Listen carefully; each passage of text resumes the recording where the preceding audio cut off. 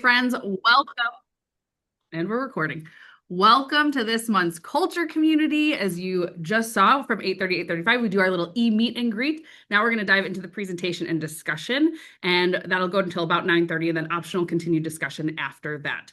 And we are talking today about building unshakable trust.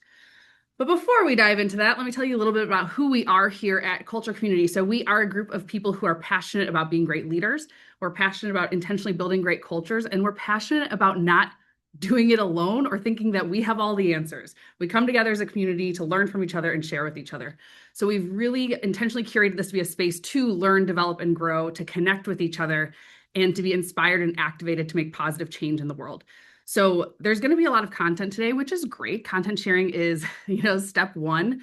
But ultimately, what we want to do is we want to take what we're learning and actually go put it into action. That is how we are truly going to positively influence and change our cultures, our organizations, and our communities. And so we meet online every month. Next month, our amazing Emily Smith is going to be talking about accountability that drives results. So make sure to sign up for that. Emily makes accountability really fun, which is a hard task to do, but she does it so well. And Culture Community is brought to you by us here at the Perk. So we are a premier leadership and culture development studio, and we work with our clients to strengthen their leadership bench by focusing on training, coaching, and developing their mid-level leaders, their middle managers. And often people ask why. Why do you focus on middle managers? So instead of just telling you, I thought I would show you.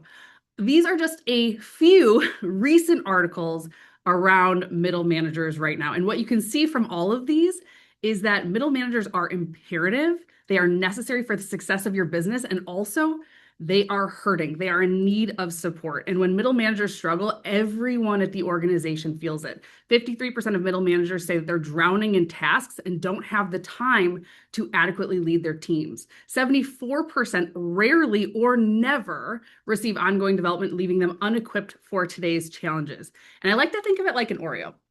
So middle managers are really responsible for taking the strategy at your organization and translating it into execution. And strategy by itself is just a really boring cookie. Execution by itself is just a really boring cookie. What makes an Oreo amazing and what makes your business amazing is that middle level, is that yummy, delicious cream filling. And for those of you that work with us already, you know the types of Oreos that we give out. So when you work with us at the Perk, it's not just an Oreo, it's literally an Oreo dipped in chocolate, covered in sprinkle confetti. It is delicious. It is wonderful. And so are your middle managers. So what we're going to do today is we are going to talk about a skill that is so necessary for middle managers to master, and that is building trust. So we're going to give you a little appetizer, a little amuse-bouche of our Building Unshakable Trust module from our middle manager protocol. And we're going to have some fun doing it. Raise your hand if you're excited. Okay, a few of you. Great. I got double hands from some people. That's exciting. Okay, so before we jump into the good stuff, I just want to establish some ground rules and expectations for our time together today so we can be clear and aligned on how we want to show up in this space. So first and foremost, please be present. I would love for you to eliminate distractions as much as possible.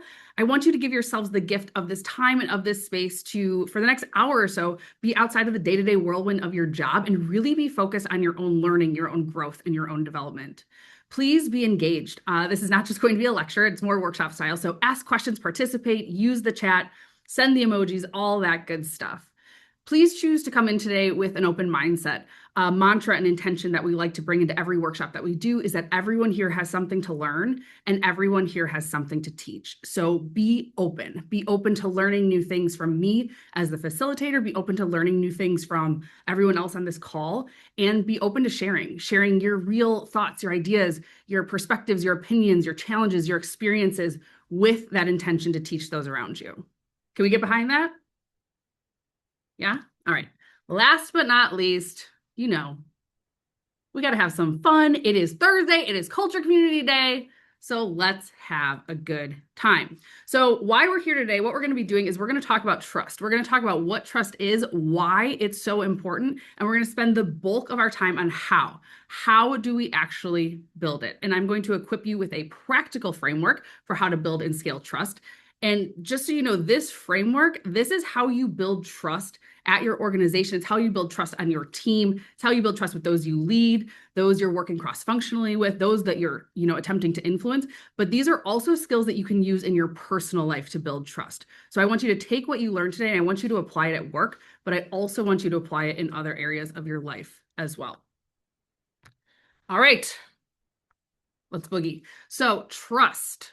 Trust is not something that just magically appears and hangs out until one day it mysteriously vanishes. Trust isn't something that happens by default. It happens by design. And it is our behaviors that build trust. It is our behaviors that break trust. And lucky for us humans, trust is a set of learned behaviors. So it's not like you're born with a set or fixed amount of trust building capability. This is something you can learn, you can develop, you can grow over time. This is a muscle that you can strengthen. And so we're going to do a little annotate here. And in the bottom left-hand corner of your screen, there's a green pencil. And so if you click on that and you press text, I want you to write in here. I want you to think about somebody in your life who you trust completely. Could be a coworker, could be a spouse, could be a parent, could be a friend. Think of someone that you trust completely. And I want you to think about, what do they do that builds trust with you? So take a moment to think about that. And again, in the bottom left-hand corner is a little green pencil. Press that, press text, and I want you to type in the box. What is one thing that they do that builds trust with you?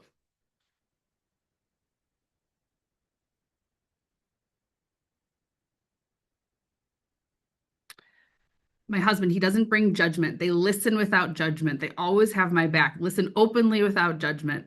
Reliable, non-judgmental, transparency. They show up over and over. Does what they say they will do, doesn't do it. Yeah. Best friend, unbiased thoughts and listening. A cheerleader, following through. Encourages me, allows space for honesty, listens and respects me. I'm curious if someone wants to come off mute for a second. What's something you notice from all these responses? I feel like a lot of us must be Midwestern if we're talking about this much judgment. There's a lot on there of no judgment, no judgment. Yep. There's vulnerability. What else? What's one more thing that you notice? Just that you know a trustworthy person when you see it. Yeah.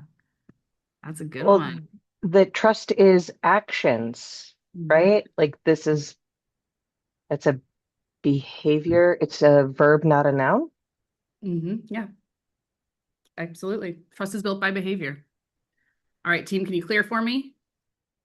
Yeah, the judgment one's interesting because my sister, I would say, is the person I trust the most, but we judge each other all the time, and I don't even trust her decisions. She doesn't trust mine, but we have each other's best interests at heart. And I don't know Oh, how, and so for me, that's like I know that whatever she does, always judging me and vice versa, but she has my best interests at heart. And how interesting. yeah, I love that. That's a really good one. Okay, so let's talk about why trust is important. And I'm curious for you all, why is trust important? What's important about trust for you? You can come off mute, you can type it in the chat. What's important about trust for you? For me, it's the basis of any relationship that's worth having. It's the basis of any relationship worth having. Yeah. How about for others? What's important about trust for you?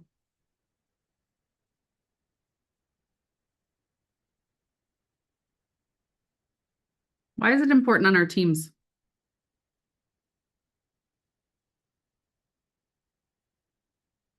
If we don't have trust, I don't know how we could be expected to work together in a healthy and productive fashion. Yeah. Like if I don't trust my team to execute on what I've asked or to, support their team members appropriately, like everything just falls apart. Things fall apart without trust. Yeah. I would say trust is probably one of those things that it's one of the most important parts to a foundation. So without trust, you can't build anything. So whether that's a personal relationship or a project at work, I mean, that's the bottom. It's the foundation, right? Yes. Yes to all of that and more. So research actually shows that a lack of trust affects your company's bottom line more than anything else, which makes sense, right? How hard are you going to work for a leader who you don't trust? What is it going to be like if you don't trust the teammates that you're working with? We buy products and services from people, from brands that we like and trust. One of my favorite quotes from Stephen Covey is change moves at the speed of trust. Raise your hand if your company is going through any sort of change or transformation right now. Yeah, right? It's going to move at the speed of trust. It's like in an engine, right? When an engine's, you can tell I'm not like a engineer person, but when an engine's moving, right, there's a lot of friction, a lot's going on. And to keep things running smoothly and not causing fires and things, you need oil, you need engine oil. And that's really what trust is at your organization. When things are moving so fast, to keep that friction away, you really need trust. It acts as that oil. So when we work with clients to define, to scale, to operationalize their cultures, we talk about how strong organizational cultures, high-performing teams are built on a foundation of 3 elements: trust, communication, and alignment. So if you have an issue on your team, if you have an issue in your culture, it is one of these 3 things. It is either a trust issue, a communication issue, or an alignment issue, or a mixture of all 3. And in our experience, 90% of the time when you break that issue down, it really is a trust issue.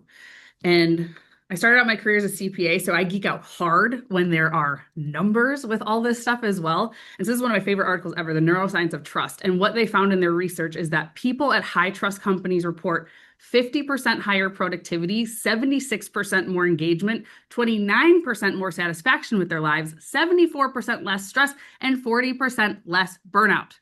Raise your hand if you would like one or multiple of these things for yourself and everyone you work with. Right? It all comes from trust. Now, I want to take a couple minutes and I want to watch this video from Simon Sinek where he talks about trust versus performance.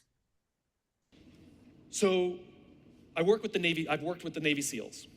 And I asked them, like, how do you pick like the guys that go on SEAL Team 6? Right? Because they're the best of the best, the best, the best. And they drew a graph for me. And on one side, they wrote the word performance, and on the other side, they wrote the word trust.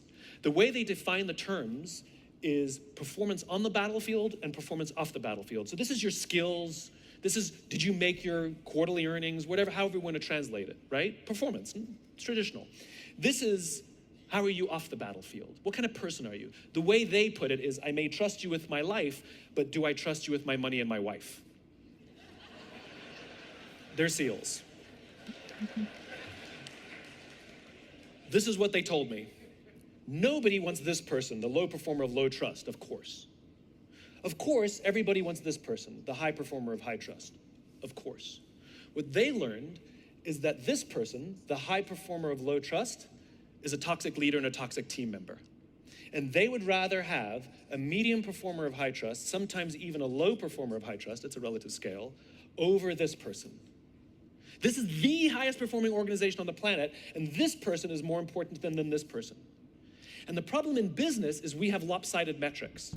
We have 1,000,001 metrics to measure someone's performance and negligible to no metrics to measure someone's trustworthiness.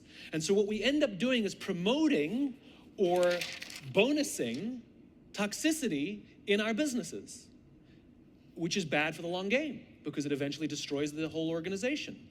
The irony is, it's unbelievably easy to find these people. Go to any team and say, who's the asshole? And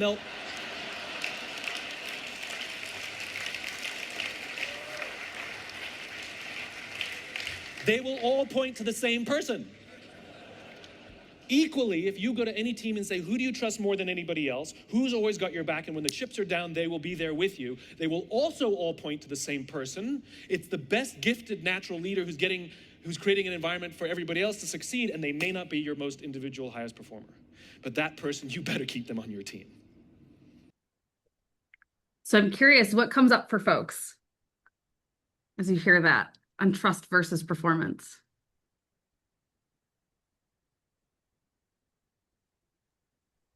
Yeah, Performance absolutely. can be taught as opposed to trust, I find. Performance is something more technical. So if somebody has the characteristics, if someone has the trust, you could always improve their performance. Whereas trust, it can be worked on, but that individual has to be really committed to it. There's not a lot that you can do. So you're not in control of it, but you can influence it. Yeah. Sebastian, This idea of somebody having your back is really key, because if they don't, everybody holds back, and so overall performance decreases, and so the organization suffers because you have the sense that who I'm working with doesn't have my back, doesn't have my best interest at heart, and so nobody gives their full, and that's the sense that you actually then end up lowering performance over the long term or even medium term. absolutely. I've found that So most I work with. Sorry, I didn't mean to start it again. Keep going. I have found that most often the asshole, the one who is who has a manager who has wonderful results, but everybody hates them. Huh? And the company decides to keep that person on because of the results, not caring that nobody likes him and many people are going to leave because of him. Yep. Yeah, what do they say? People don't leave jobs, they leave managers. Yeah, absolutely. That is a problem. Often that's a problem and it's one of those things too, where when he talks about, we have so many metrics to measure performance and not a lot to measure trustworthiness. So then that's why you see a lot of those a-holes staying, because their performance metrics, what we're measuring on, what we're promoting on, they're hitting those. Everything else can be subjective. So it's important to have those metrics around trust too. Okay, can everyone see my screen? Yes. We're going to do a little fun experiment thing. If you can, I would like you to stand up. If you want to stay seated, that's fine. Also, if you're like driving or something right now, please do not stand up. So if it is safe to do so, I would love for you to stand. If it's safe and comfortable for you to do so. If you Glad want I'm to not sit, glad I'm not wearing my pajamas today. yeah. This is where we find out. Is everyone business on top? Not on the bottom. Okay, so what I want you to do, whether you are sitting or standing, I want you to close your eyes if it feels comfortable to do so. And I want you to look around this room, and I want you to move your body, feel in your body as if you completely trust everyone on this call. What would you do with your body? If you were a statue in a museum and you are the ultimate trust statue, you trust everyone here, how would you hold your body? You trust everyone. Move freely. Corey, you are holding out your hands. Emily, I see you. It's like a mountain pose almost. Sebastian, you look like you're dancing. Yes, I would do a samba or something. Oh, a samba. So we're dancing. Robin, you're raising your arms up in the air. Okay, now I want you to be a statue in a museum. You are like the antitrust statue. You don't trust a single person in this room. You don't trust anybody. No trust. Emily has turned around. I see a lot of crossed arms. Corey is hiding behind her chair. Amazing. Okay, thank you for playing. So I want to hear, what was that like for you? What did you feel in your body when you were a trust statue versus a no trust statue? What did you notice? Guarded versus non-guarded. What was that? I was guarded when I was a statue or non-trust. Yeah, you were guarded. What else For did me, you for me, it was the dancing intuitively made sense, but what was interesting was when I didn't trust, I put my hands in my pocket, and hands symbolizing like work. So kind of the earlier point of pulling back on performance or not giving my best in a situation if I don't trust. Yeah. There are people literally hiding behind their chairs, not even wanting to be involved. That is happening in meetings that we're at, when we're working with our teams. They're physically there, but inside their body, they are hiding behind chairs, Trust isn't something that we can physically, tangibly hold, but it is something that we feel on a biological level. It impacts how we show up. It impacts how we move for us personally and for our teams. All right, I'm going to skip that one for right now. So let's talk about how we do it. We've talked a little bit about what trust is, why it's important. Let's talk about how to build it. How do we intentionally build trust to become a high-performing team and build a high-performing culture? So there are 5 core trust behaviors. Like we talked about, trust is built by behaviors. So when you're doing these things, this is how you build trust with another person. So we're going to talk about connect, create safety, commit, be clear, and celebrate. This is your framework. When you do these things, this is how you build trust. This framework also gives you, if you're having trust issues with someone on your team or in your personal life, this gives you language now. Where is trust breaking down? So let's start with connect. We trust people that we feel connected to. At its core, trust is all about relationships, and relationships are built through genuine, meaningful connections. We trust leaders and teammates who demonstrate that they care about us on a personal as well as a professional level. And I love to sum up this behavior by, when I feel seen by you, when I feel heard by you, when I feel valued by you, that is when I trust you. Which brings me to Oprah. So this is a short video clip, and it is from her final episode of the Oprah Winfrey Show. So she had her show for many, many years. She interviewed thousands and thousands of people, and this is what she wanted to say on her very last episode. This is what she wanted to leave everyone with. I've talked to nearly 30,000 people on this show, and all 30,000 had one thing in common. They all wanted validation.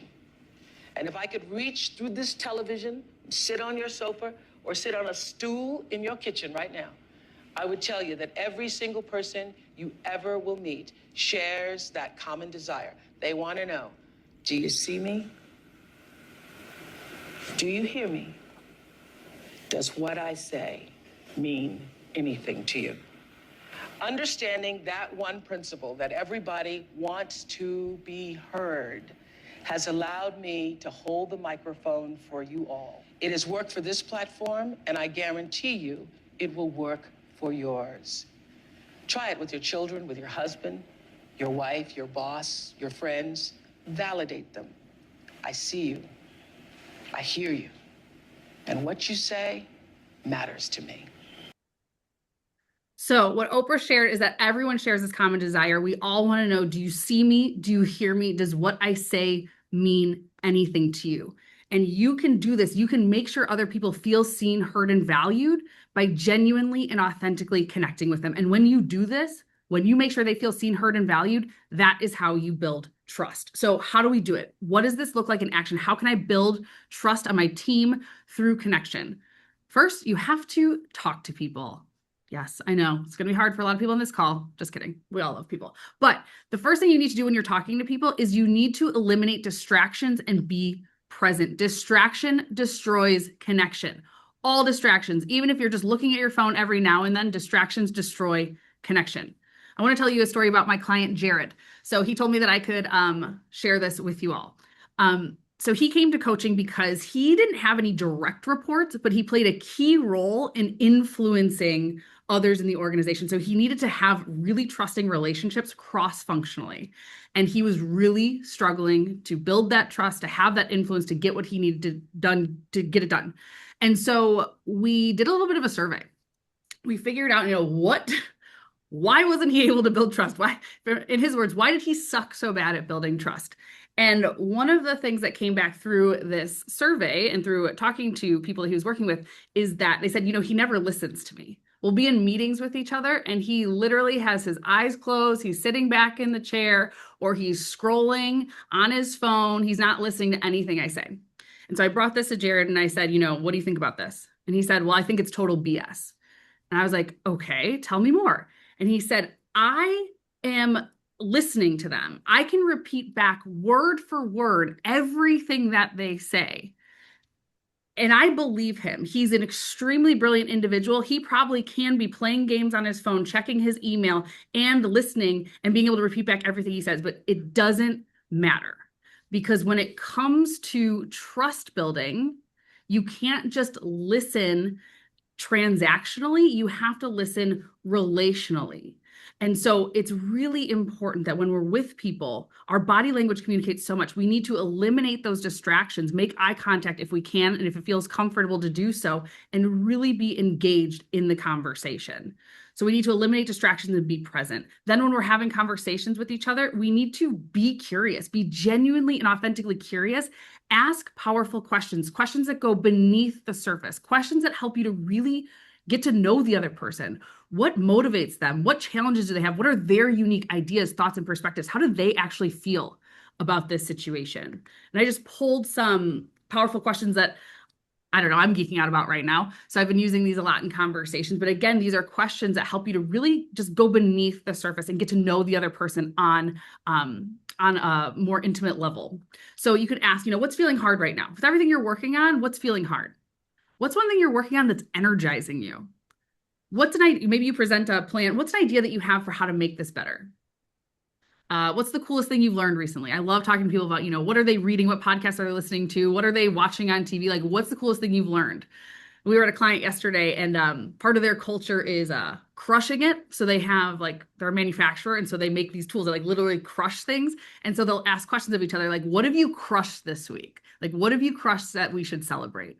So kind of taking it beyond just hey, how's it going? And, you can still ask that, hey, how's it going? What's one thing you're working on right now that's really energizing you? So again, asking those powerful questions, being genuinely curious, allowing the other person to share their unique thoughts and perspectives. And then after we've asked those questions, listen to understand the other person, not just to respond to them. Another thing you can do to build trust through connection is have one-on-ones. If you're a leader, if you have direct reports, have one-on-ones. If you're working cross-functionally, have one-on-ones with the people that you're working with, that you're trying to build trust with. 60% of employees say that one-on-ones build trust faster than any other action. And it makes sense because that is a structured time where you get to do all of that other stuff, where you can eliminate distractions, where you can be present with them, where you can be curious, ask those powerful questions, and really listen to them. Another thing that you can do, Steph, this is my favorite picture of you, just so you know. I should have as my background on my phone. So if you're working in a remote or hybrid environment, a way that you can build trust through connection while working asynchronously is to send video messages back and forth or audio messages. Human connection is crucial, and research actually shows that the most important piece of communication is tone of voice. So it really doesn't matter if they can see your face on a virtual call. What matters is, can they hear your voice? And so this is why a lot of times trust is diminished, or we lose it when we're texting, slacking, emailing, using Teams messages. So just think, could I make this into an audio message? Could I send a video? The perk, we send video messages, audio messages back and forth all day long. So it's really important that the person can hear your tone of voice. That's how you're going to build trust. All right. Did we share the workbook in the chat? I can do it right now. Thanks so much. Forgot about that.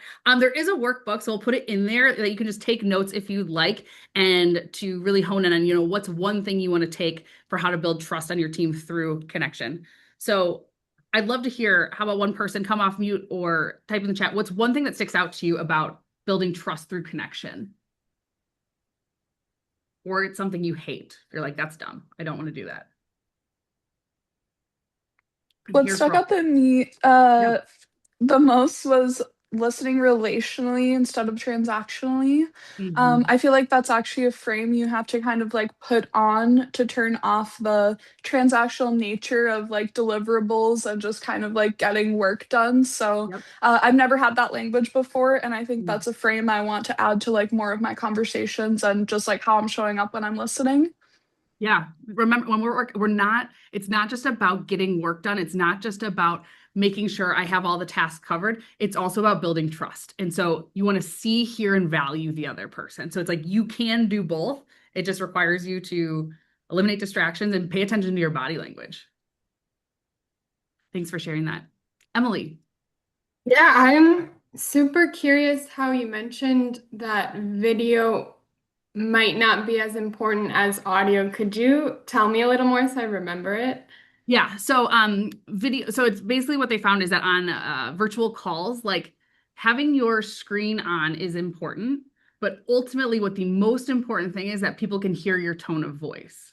So for a long time, people thought that on Zoom calls, which I'm still a big proponent for screens on, like I will not, like I'm still a big proponent for that. But for a long time, it was said like that's the most important piece is that everyone has their screens on. What's most important is actually tone of voice so that you can hear people talking. Very cool. Yeah. Tone, it's a big deal. Okay, let's go to the next trust building behavior, which is create safety. Steph, I warned you for this. So you are my guinea pig. Are you ready? I Steph and I am. are going to play a game. Steph, you are going to be the ideas person. Okay. You are going to say, I have an idea to improve employee engagement. Give me your best idea. Great. I've been thinking all night about this, so it's really good. Great. I have an idea to improve employee engagement. What if we started an internal book club where we all read the same book so that we can share our learnings with each other and be able to have common language as we're working through our day? Honestly, I think that's kind of a dumb idea. People are already strapped for time. People are burnt out. Asking them to do another thing on top of their work, I don't think that's going to be good at all. Okay. What if, okay, we're thinking of employee engagement. What if instead of just our annual survey, we do small pulse surveys so that we understand where people are at throughout the year and not just once a year? Okay, who's going to look at that data? Who has time to look at more data? We do it once a year because Jackie has a week to like look at the data. Like, who's going to do that? Everyone's got stuff to do. You want to play the next round? Yeah, that's so uncomfy. I hate it. My heart is pounding so much. Okay, so now what we're going to do is something called look for the 10%. So instead of shooting down her ideas, it's my job to look for the 10%. Even if her idea sucks, I'm going to find 10% of it that is gold, that is good, that I can build off of. Steph, what's your idea for employee engagement? So to improve employee engagement, what if we moved to a 4-day work week and we all had Fridays off? What I like about that idea is our team, knowing who our team is right now, having space is honestly the best thing we could do is give our team space right now. Everyone on our team has young kids, so having some, space to just be, I think would be really good. I'm not totally sure if we can do just like a 4-day work week. What if we tried Fridays off? What if we tried, like Fridays afternoon after 1 p.m. or something, like giving that. I mean, what if we just try it for 30 days and kind of see where the team's at after that? Yeah. Yeah. I think that would be great of being able to just share, okay, this is what we're seeing with like we know that we're all really strapped for time or that we need the space. So what if we tried Friday afternoons? I love that. I think that could be really impactful. Great. Steph, how did that feel? Round 1 versus round 2? Round 2, I go back to Oprah, right? You want to feel seen, heard, and valued. And like round 2, I felt like you were listening, you were at least validating the idea that I had, even if we can't go 4-day work week all the time. In the first round, it was just like, why am I even bringing up these ideas? Like, you just feel kind of silly. Like, why am I doing this? Why am I bringing it up? Doesn't feel very safe. Yeah. And I'm curious for other folks, what's going to happen if you have team members who bring you ideas and you just shoot them down or tell them why they can't be done? What's going to happen? The ideas will stop coming. The ideas will stop coming. Trust evaporates and no new ideas come in the door. What's also interesting is I was just thinking that Steph eventually loses respect for her manager because the manager's showing an inability to go one level deeper, and so they're unable to unpack an assumption or go to a root cause, and so over time, not only does Steph pull back and not supply ideas, but respect for the manager starts dropping. Yeah, absolutely. And so with looking for the 10%, you're saying what clients had once where you're saying yes to the person, not necessarily the idea. And when you are a leader, when you're a person who's always looking for the 10%, people are going to keep bringing you ideas. This is also a tool you can use in conflict management, where it's like, okay, even if we disagree on something, let me look for the 10%. Let me look for that 10% commonality we can build off of. So looking for the 10%, this is an example of what we like to call safety sentences. So we'll talk a little bit about that. But core behavior number 2, to build trust, you need to create safety. We trust people we feel emotionally and psychologically safe with. And when we feel safe, we speak up, we admit mistakes, we ask for help, we share ideas, and we get to be ourselves. And when we do that, we give our all, and our companies thrive as a result. So what does this look like in action? What can you do to create psychological safety on your team? First thing you can do is to model safety by being vulnerable. And that's a lot to say. That's a lot to be like, go and be vulnerable. So something you can do is you can use these safety sentences. So you can be the one on your team to say, you know what, I made a mistake. I tried this thing, I made a mistake. You can say, I need help. One of the most powerful things you can say as a leader is, I don't know. You know, I don't know what the right answer is here. I know we'll figure it out. So I'm curious, what ideas do you have? So just being the one to be vulnerable, to say you need help, to say you made a mistake, taking accountability, owning when you mess something up is a really fantastic way to create psychological safety on your team. When something goes wrong, instead of asking, what did you do or who did this? Just ask, what happened? What happened? We'll figure it out what happened. This is a hard one I had to learn with my kids because every time I hear, well, she's not even a baby anymore. She's 4 now. But every time I still call her the baby. Every time I hear the baby crying, I say to Betty, the older sister, I say, what did you do? What did you do to her? And Betty will be like, I didn't do anything. I'm literally not even in the same room as her. And so I realized like I wasn't creating a psychologically safe space with my kids by just being like, who did this? What did you do? So I'm getting better now at home of asking, what happened? 99% of the time it is the big sister though that's bugging the baby. Anyways, the next thing you can do to create psychological safety on your team is assume positive intent. And some people like to say assume noble intent. Whenever something happens, whenever you're in a conversation, assume that people are kind, are fair, and are trying their best with the information that they have available. It is evident when you are in a conversation or in a room where people are judging and they are not assuming that the other person is kind, is fair, and is trying their best with the information they have available. So being somebody on the team, being a leader who always assumes positive intent, you're going to build trust. People are going to come to you with their ideas, with their thoughts, with their opinions, with their challenges. Create safety. I'm curious how about for one person come off mute, what stuck out to you about that piece? Or one thing you might want to try?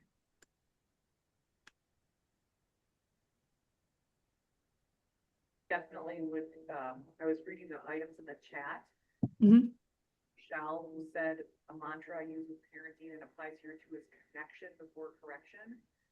And I love that. And I'm totally going to use that with my kids and at work. Like, because I think we all know, you know, this all makes sense, but to really like stop and think, oh my gosh, I maybe already had a preconceived answer and I'm not good at it on my face at all. So like really stop and realize I need to connect before I correct. And that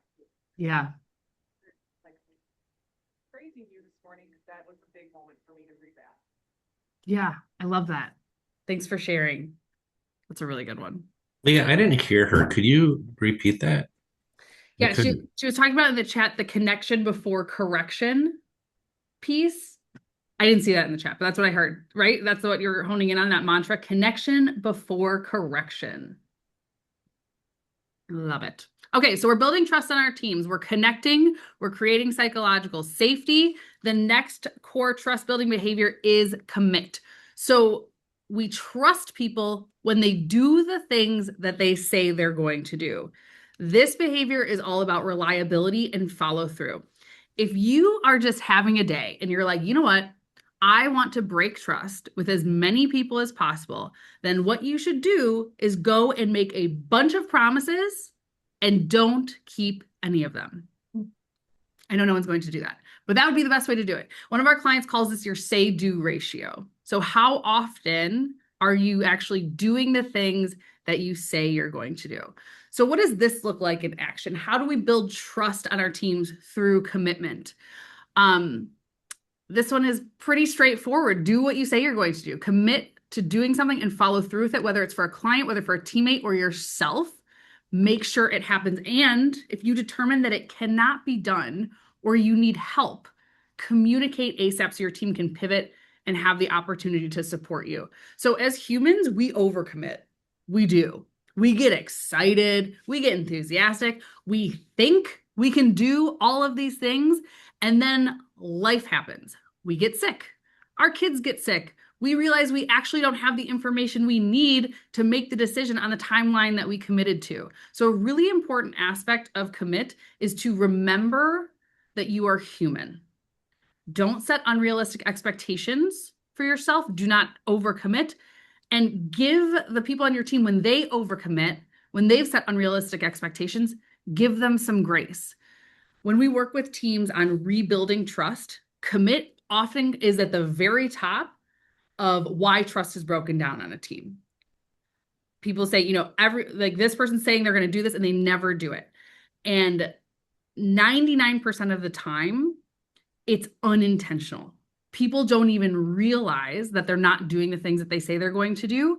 So it's not intentional. I know I made a joke about like, if you want to break trust with everyone, go make a bunch of commitments that you can't keep. There is nobody actually doing that at your company. It might feel like that, but it's really not intentional. And so one thing that I noticed recently for myself, is that I was committing to a bunch of things and not doing them because I forgot that I actually committed to them. So I wanted to give an example of a tool we started using in some of our meetings to help us to make sure that what we're committing to is visible, so we actually remember what we committed to. So we're calling it our accountability and awareness tracker. And so we have a weekly sales meeting. And so what we do to prepare for that meeting is we say, this is what I did last week. This is what I learned. This is what I'm going to do this week. And this is what help I need.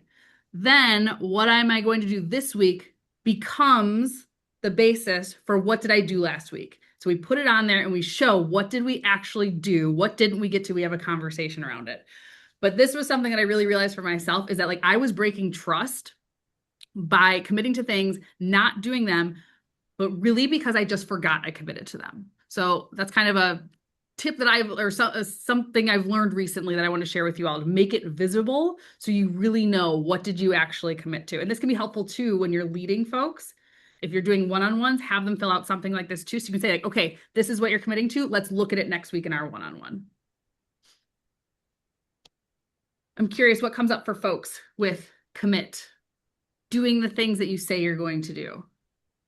How do you avoid micromanaging or macro? Like, how do you find that balance? And not just others, but yourself as well. How do you avoid micromanaging yourself and then just putting all these burdens in? Like, what's that balance?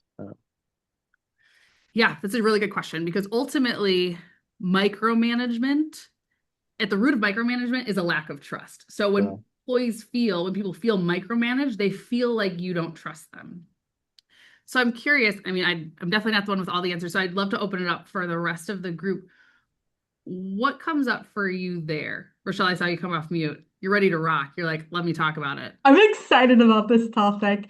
I always think of like the trust and verify. And I think if you're truly trusting your team to do the thing you've asked them to and you're focusing on the outcome, following up with them to confirm that they've done it can maybe feel micromanagey, but you're just holding accountability. And like we all want accountability. And maybe even more impactful to help you get over the hump is like, everyone wants to be recognized for the good work they did. So you're not following up to catch them not doing it, but you're following up so that you can see what great work they did and tell them. And in the event they fell down, you're like, hey, I happen to notice. How can I help you? So I think of it as like a validate, like a just checking to make sure. Yeah. I love that, Rochelle. And also thank you for plugging the word accountability in there, because yes, it's a huge part. And that's something we'll talk about in next month's culture community of, micromanagement, accountability, because there is a difference between micromanaging and holding accountability. And holding accountability is truly one of the most compassionate things you can do for people. Rochelle, you're hired. Yeah, I love Rochelle's answer. It was very helpful for me, kind of reframing it as looking for success or looking to validate success. So you're tracking success versus, hey, you didn't do this. Thank you, Rochelle. That was very helpful. One more quick thing, I'm like a mantra person. If you haven't caught on, I love saying like, catch your team doing something good. Yeah, I love that. Catch them doing something good. So good. clarity. The fourth trust building behavior is be clear. We trust people who are clear and consistent with their words, their intentions, and their actions. So ambiguity and confusion in all forms leads to distrust. So if you have ambiguous or confusing expectations, priorities, goals, requests, processes, deadlines, ownership areas, confusion and ambiguity will lead to a lack of trust on your team. So in addition to driving trust, clarity directly impacts productivity. So let's play a little game. How much of the day is wasted because people aren't clear on who owns what and what they are actually supposed to be working on? A, 15%, B, 30%, C, 50%, D, 27%. The same percentage of the time I spend in meetings that could have been an email. Put it in the chat, say it out loud. I love whoever circled it. That's great. Which one is it? How much of the day? Ready? It is 30%. 30% of a person's day is wasted because people are not clear on who owns what and what they're actually supposed to be working on.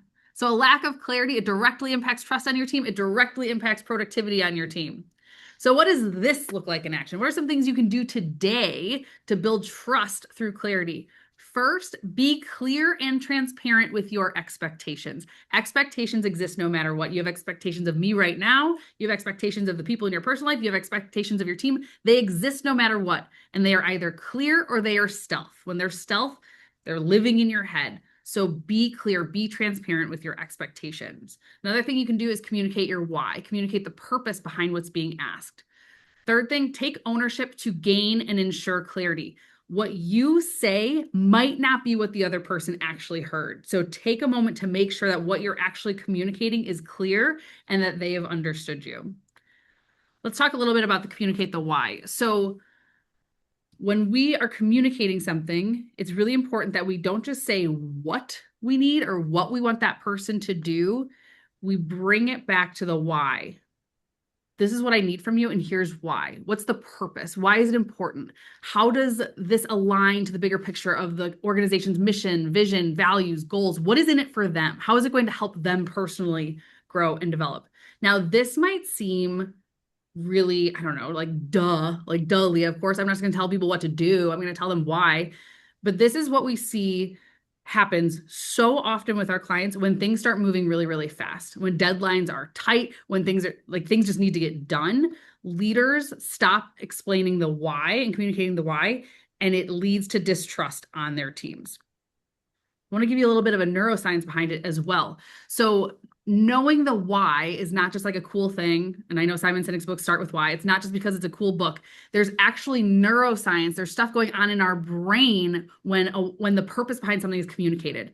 So when somebody understands the why behind something, when we understand the purpose, we get a shot of dopamine in our brains. And dopamine makes us feel really good. But it doesn't just make us feel good. A shot of dopamine actually gives our brain a boost of motivation, of focus, of energy, and it signals that something is rewarding and worth taking action on. And when we're communicating something to our team, when we're asking them to do something or setting an expectation, don't we want them to be motivated, to be focused, to be energized, to see that thing as rewarding and worth taking action on? Yes. So when we communicate the why, it is a great gift you're giving to the other person. You're building trust, but you're also making their brain really happy. So let's play a round of happy brain or crappy brain. I'm going to give you a scenario, and I want you to tell me, does this make the brain happy or does it make it feel crappy? Okay. You receive a message from your boss that says, block your calendar on Friday afternoons going forward. Is your brain happy or crappy?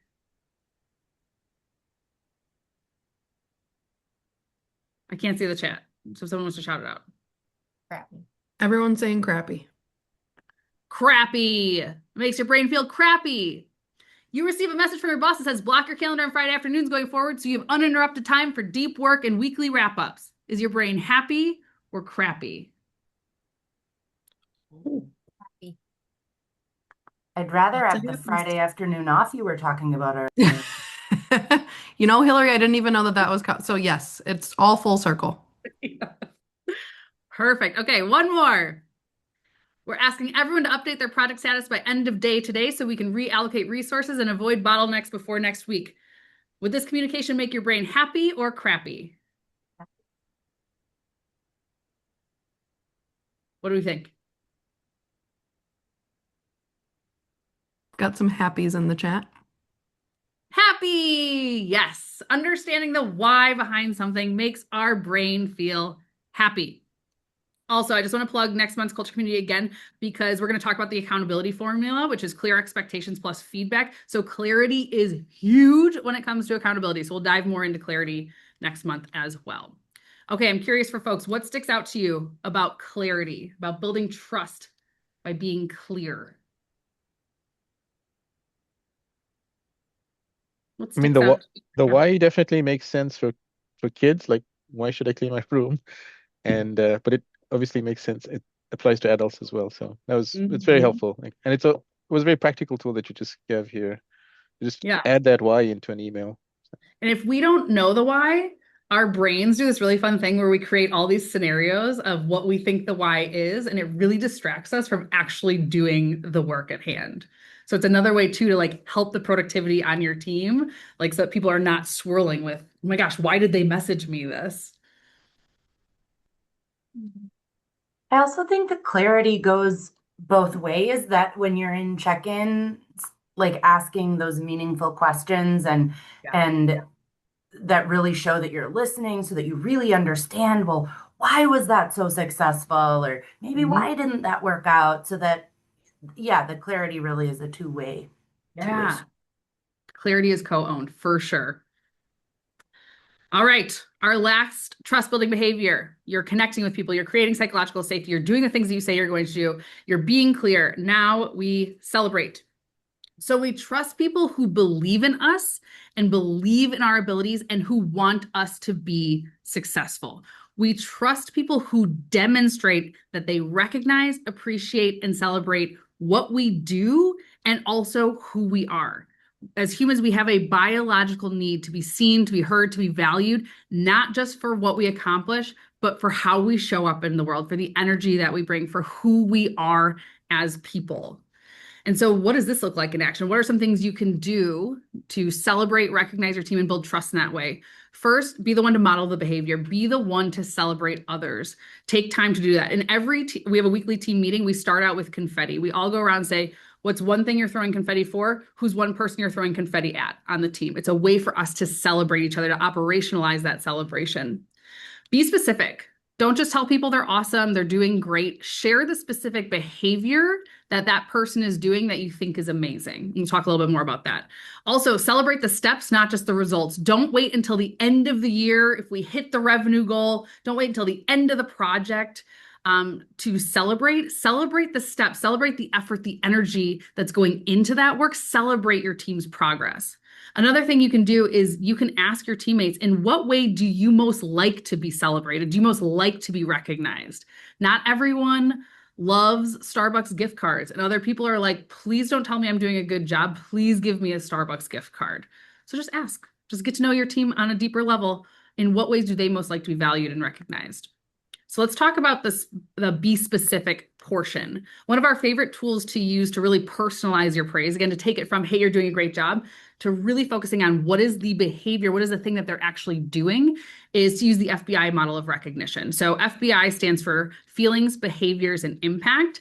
And this is a framework you can use to really make your recognition specific and behavior-based. So as an example, I have an awesome teammate. And one of the things that they do that I really appreciate is they don't just agree with my ideas right away. They ask really good questions that help me see things from different perspectives. So in giving them recognition, I can say like, hey, you're awesome. Or I can say, hey, one thing that you do that I really appreciate, you don't just agree with my ideas right away. You ask questions, really good questions. You help me see things from different perspectives. That's the behavior. That's the thing that they do. Then you take it back to your feelings. How does it make you feel? When you do that, it makes me feel seen and heard because it's evident that you're really listening to me based on these deep questions and good questions that you're asking me. Then what's the impact? So the impact by you doing this, and if you continue to do this, ultimately it makes my ideas better. It makes our team better. And so it's really good to know that you're not just going to jump on board with things and but that you're actually going to take the time to help me make my idea better by asking questions. So I'm curious, like, again, I could say like, you're awesome. Or I could give them this feedback, this recognition. What do you think the difference is there in giving them the FBI model? The FBI model makes them really feel seen and heard, like Oprah was talking about. What else? It's more tangible. It's not superficial, and you get the sense that thought and care has been put into it. Yeah. Which then validates you as. Yeah. More thought, more care. It's the way you see, hear, and value. Also, this is going to cause a positive feedback loop in behavior, right? If somebody tells you you're great, I don't know what I did that was great. So maybe I would stop asking questions. Maybe I'm like, you know what? Maybe they don't like the questions I'm asking. But this is really pointing out you're doing this thing. I think it's amazing. Keep doing it. The other thing I want to talk about is celebrating the steps, not just the results. This is, I don't know, this has been top of mind it's come up in a lot of client interactions recently where people are feeling disengaged, or kind of unmotivated, or a little burnt out. And it's come up that nobody's taking time to celebrate all the work that's being done. Nobody's taking time to celebrate the progress that's being made, the effort that's being put in. Everyone's just kind of waiting to see if we get the project done. They're like saving their celebration for that. So I want to bring up the progress principle. This was a study that was done by, Teresa Amabile, and I can never remember the other guy's name. But anyways, what they found in their research, which they call the progress principle, is that employees are the most happy, the most fulfilled, the most engaged when they're making progress in meaningful work. So I pulled this from their research. So they said of all the things that can boost emotions, motivation, and perceptions during a workday, the single most important is making progress in meaningful work. And the more frequently people experience that sense of progress, the more likely they are to be creatively productive in the long run. Whether they're trying to solve a major scientific mystery or simply produce a high-quality product or service, everyday progress, even a small win, can make all the difference in how they feel and perform. So people are the most engaged, the most fulfilled, the most happy when they're making progress in meaningful work. But here's the thing about the progress principle is you can be making tons of progress, but if you don't see it, if you don't feel it, the progress principle doesn't work. And so at our organizations, we have all these people that are making progress, but they're not feeling engaged, fulfilled, happy because they don't see the progress that they're making. They don't feel the progress that they're making. So what you can do is you can be the one to point it out. You can be the one to say, hey, I know we are like far from being done with this project, but like, look where we were 30 days ago. Look at everything you've put into it. Every day when you show up, you have the best attitude, you bring such enthusiasm to this project. I know if you keep bringing in this enthusiasm, we are going to get there and we're going to have fun as we achieve that goal. And Adam Grant said, of all the factors that have been studied, the strongest known force in daily motivation is a sense of progress. So again, people are making progress all over the place, but they don't know it. They don't feel it. Be the one to recognize them, to celebrate them for the steps that they're putting in and not just for the results that they're getting. Celebrate. What sticks out to you with that one? Building trust through celebrating, through recognizing the people around you. I need help with this one, Leah. Okie dokie. I know you're the confetti queen. I am the confetti queen. I do keep my perk confetti on my desk within arm's reach. Mm-hmm. It's a great place to start. Something about my personality is always focused on what's next. Mm-hmm. Perhaps I need to talk with Jess about this tomorrow during my coaching, my one-on-one. I think that's a great idea. Yeah. Because my restlessness was my number one saboteur, FYI. Yeah. So it's really hard for me to do this for my team, Mm-hmm. and I recognize how important it is. Yep.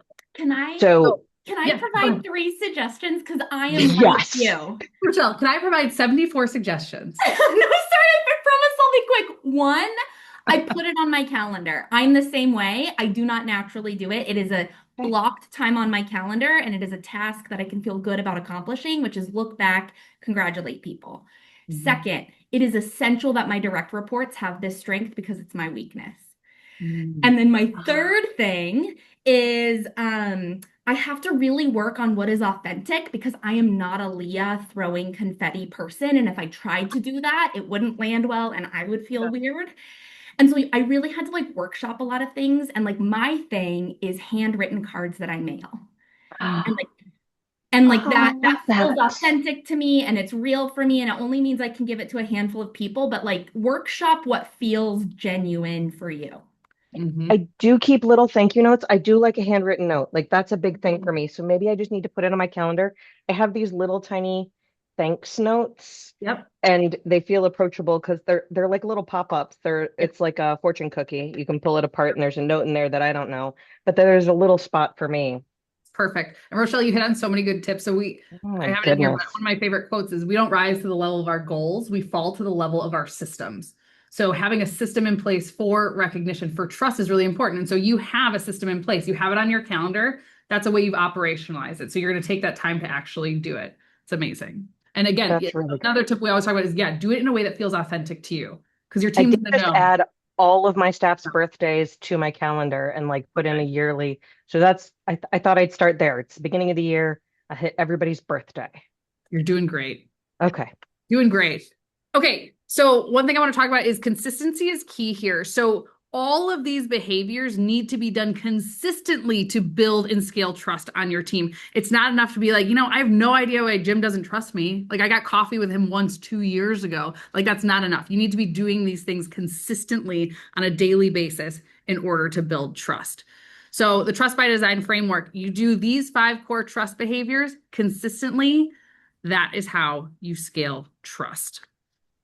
So I want to do an annotate, so the little green pencil at the bottom, and we're going to do stamps. So you pick the stamp feature, and I want you to just check in with yourself. Which one of these are you personally best at?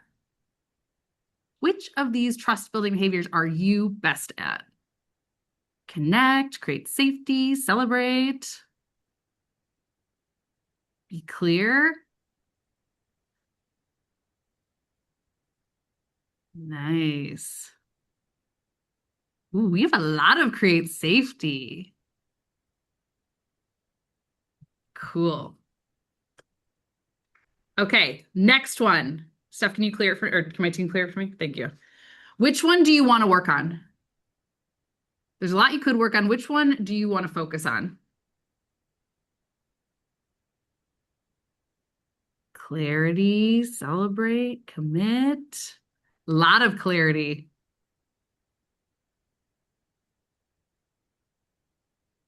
Yeah, cool. Okay, last one. If your organization had to choose one to focus on, so not you personally, if your organization had to choose one to work on, which do you think would drive the most impact across the organization?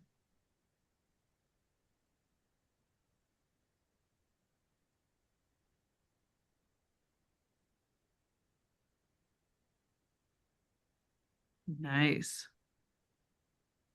Lot and clarity. Fun. All right, I just said this quote, but you do not rise to the level of your goals, you fall to the level of your system. So it's not enough to leave today being like, I have a goal to be great at building trust. You really need to think about what is your system. And like Rochelle shared, she has a system in place for recognition. Recognition is a part of trust. That's part of her trust system. Maybe you do weekly one-on-ones or bi-weekly one-on-ones. That is part of your system. Make those one-on-ones actually effective by maybe having some powerful questions that you're going to ask in those one-on-ones to build that connection. Maybe you start saying, you know what, I want no phones during our one-on-ones. We're going to put our phones on a table, or if we're virtual, we're going to show our phone is on silent and move it over here. That's now part of our one-on-ones so that I can make sure I'm eliminating distractions and really focus. So really think about what systems are you going to put in place so that you can live these behaviors. And this can be your action plan that Steph shared in the chat can be a great starting point for that. So I want to hear from you. I want you to write it down, maybe write it in the chat. What was your biggest learning today? Or what was one thing you commit to putting into action from today's workshop? You learned a lot. We went over a lot of content. Again, it was an amuse-bouche, an appetizer of this module. So you took in a lot of content. What is one thing you want to put into action? One thing you want to commit to?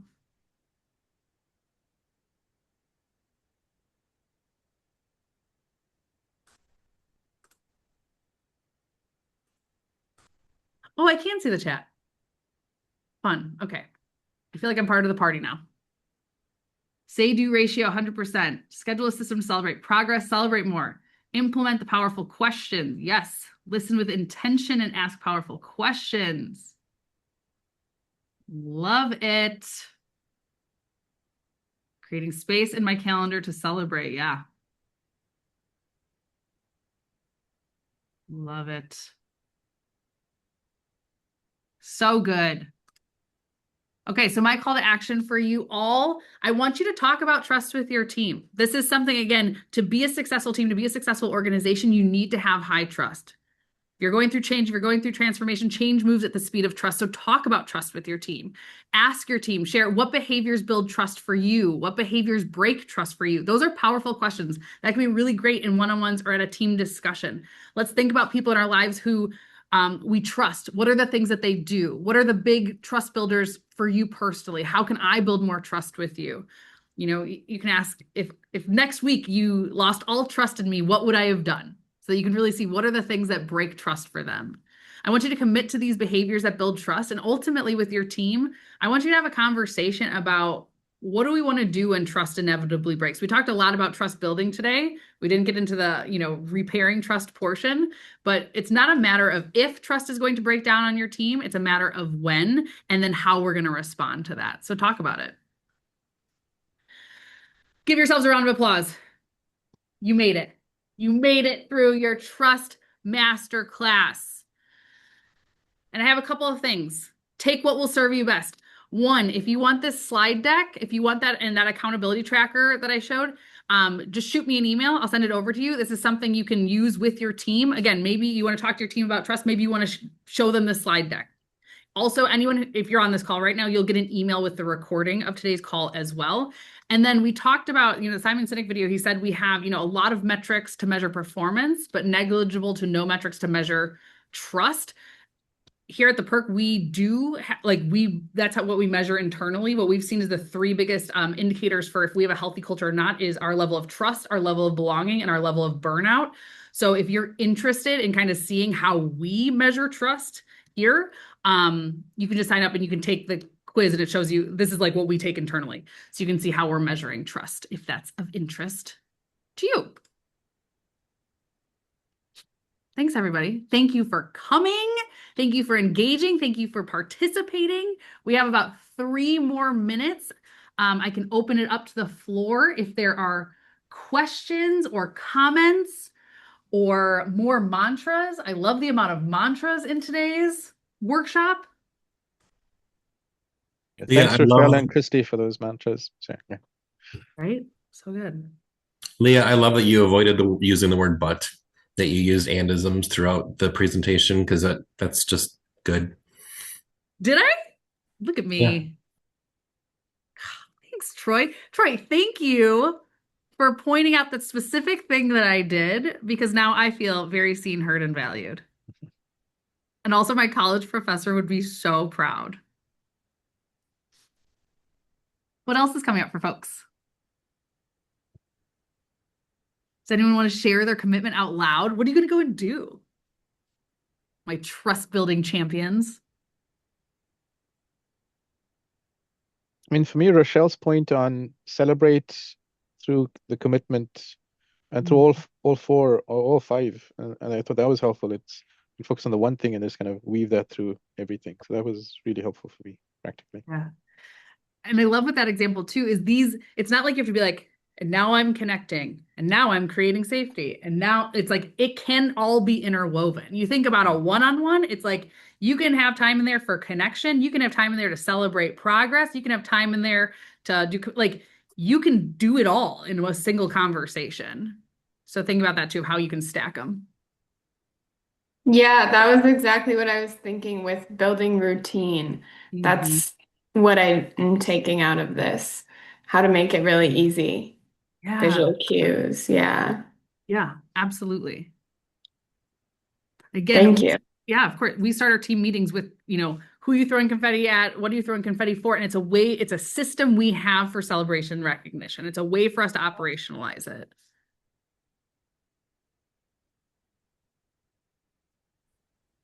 Amazing.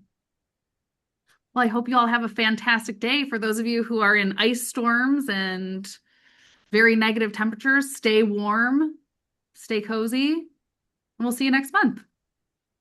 Okay. Thank you. Thanks, everybody. Thanks, everybody. Bye.